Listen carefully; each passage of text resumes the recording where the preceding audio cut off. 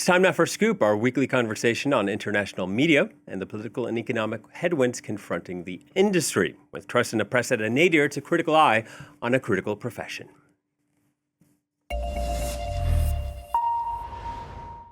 Just over a decade ago, The Atlantic asked a group of journalists in the United States how social media was changing their industry. Here's what they had to say. Oh man, how social media has changed journalism in a lot of ways, I think. And I see it both in both the good and the bad. We don't have a sort of broadcast publishing model anymore, which is lovely. A lot of excitement about reaching a wider audience, because there are some people that are only coming to us in the digital space. Increasingly, it's just sort of all digital media.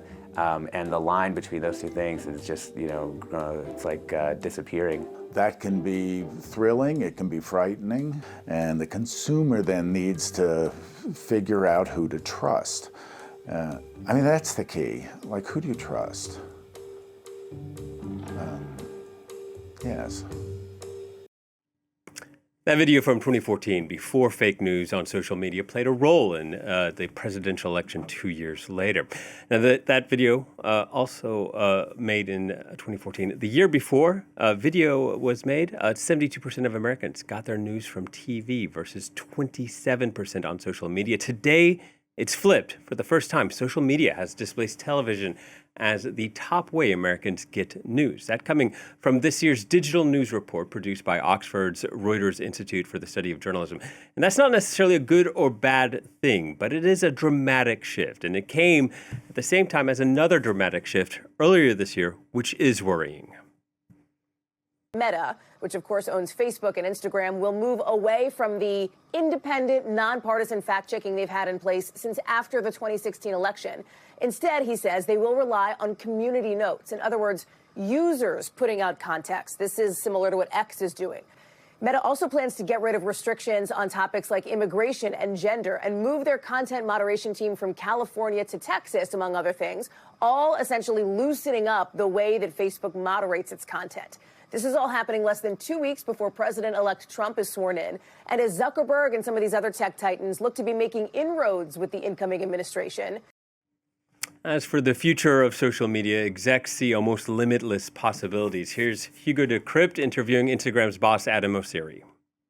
I've got one last question, which is like kind of a bold question, but how do you see, Instagram for the next few years? One idea I'm really excited about that hopefully is coming later this year is video editing. So not deep fakes that can make you make something, say something, but take, anybody editing a reel should be able to select any clip they want or the whole reel and then ask for any special effect that they want. Make the lighting match or add the prop or make me wear a suit or whatever it is to be able to story tell.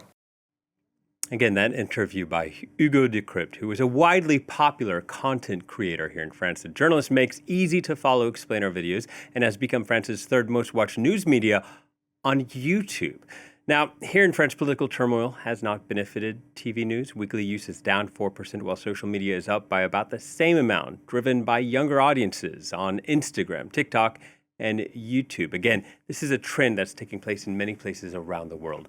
Looking more closely from 2013 to 2025, TV as a source of news in France has declined from 84% to 59%, while social media as a source of news has more than doubled to 37%. A similar pattern in the UK, as you can see there. TV plunged to 48%, again, while social media nearly doubled. Those are trends that the digital news report sees happening in many other countries around the world. The future is social. Let's bring in our guest, Sophia Smith-Gaylor, a journalist and author, creator of the new app Sophiana as well. We'll get to that app in a second, Sophia, but I just want to get your take on this digital news report. Why are social media and content creators on the rise, and at the same time, so many legacy media are on decline? Just as you've been describing, and as this digital news report identifies year on year on year, this is very much a trend. Audiences increasingly want their information and news on social media, and they're decreasingly going to traditional forms of media where, of course, mainstream media companies have held hierarchies in the past. They've been able to gatekeep and have ownership of television and of radio. But in the social media environment that we now find ourselves in, they no longer hold that power or even storytelling monopoly. Anyone can create content now. Anyone can create video that shares information and news. And what's happened is news media hasn't always adopted the best ways to tell these kinds of stories on social media, where they no longer hold this power. Yeah, part of this about convenience, part of it about the democratization of content. Another question I'm wondering about is about trust. Why are some content creators managing to get more trust than traditional media? Individual creators present themselves as exactly that. They are another person speaking to you, the user, online. This video format, the vertical video format that I specialize in, is essentially peer-to-peer information sharing. You are scrolling, in a busy content feed. You see someone who's put the time in and the effort to make an interesting explainer video about an issue that you care about. That's generally speaking not the format that news publishers have shared their own content or produced their own news products. It often tends to be a lot more distant, frankly, a little bit alienating, and not this direct peer-to-peer relationship that individual content creators have taken to very well, speaking directly to camera, making content that feels really organic and crucially shareable. Yeah, you have 500,000 followers on TikTok, 325,000 on Instagram. How does someone go about building that following? It takes time. It's very much a marathon and not a sprint. It involves regularly being in communion with the people who are interested in your work. It's a very direct relationship that I have with my followers. They and their interests and how they interact with my work very much filters in to the sort of self-commissioning process that I have when I come up with content ideas. Pretty different to how a newsroom, for example, will judge what is worth covering this week. Mine is far more sort of responsive to audience needs, and as would any other content creators. But it's also a matter of not only being there regularly, but framing these videos in the right way, constructing them in a way that is going to stand more of a chance of being boosted on the recommendation algorithms that now control and govern TikTok, Instagram, YouTube, LinkedIn. The whole social media ecosystem has become vertical video first. And the way to construct that is very different to other video products and media products that, for example, newsrooms have made in the past. And the whole reason I built Sophiana, the app, is to help other people, create vertical video in that same way. Yeah, tell us more about the app, Sophiana, because this is something that's interesting because we've seen a lot of journalism layoffs in the United States, in the UK, and more people are having to consider maybe to go into Substack or to go into video on social media. So they're thinking about, could I become a content creator? What does Sophiana do? What does it offer them? Oh, absolutely. Sophiana would be a great tool for anyone who's trying to do that, anyone who's trying to amplify their work, and in the end, make it all the more sustainable for them, as you just described.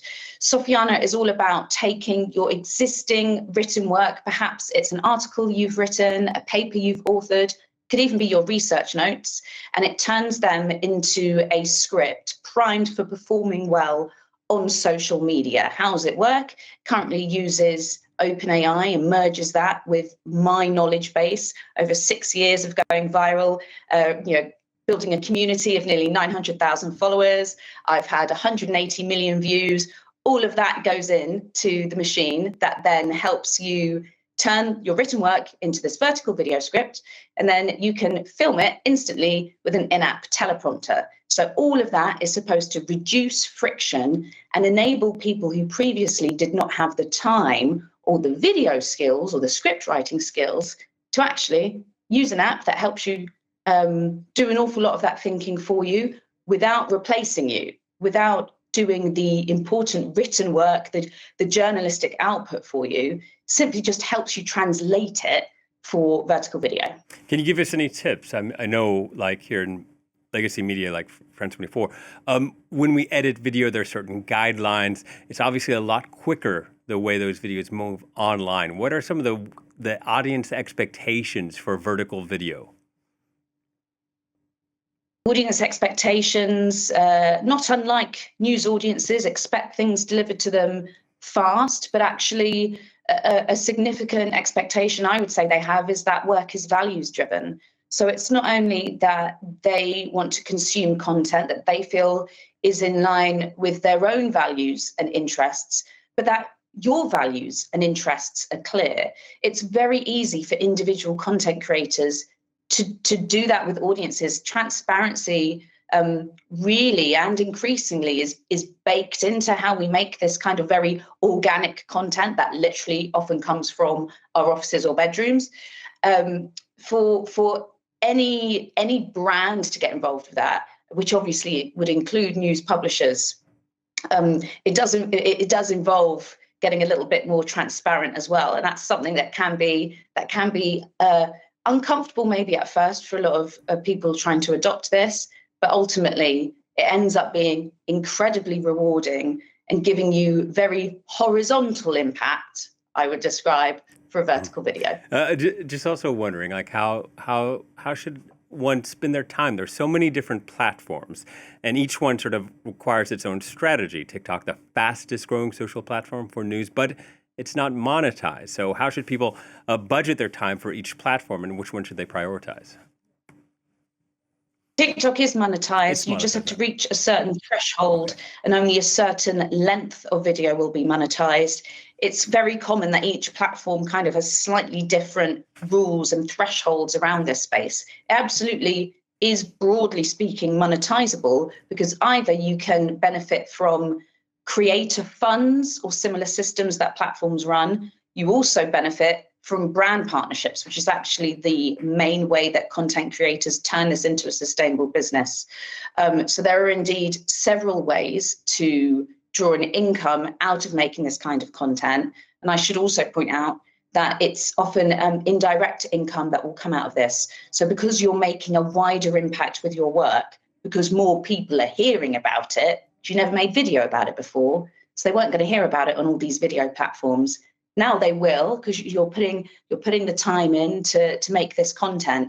It's often the case that the return on investment you get out of it is very much both direct and perhaps even more so indirect. Very interesting, very eye-opening for me. Sophia, thank you so much for your time.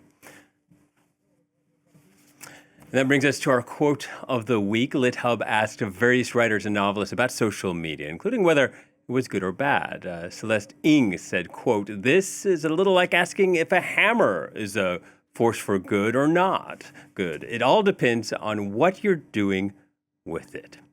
That's it for this edition of Scoop. Thank you for watching, and please stay tuned to France 24.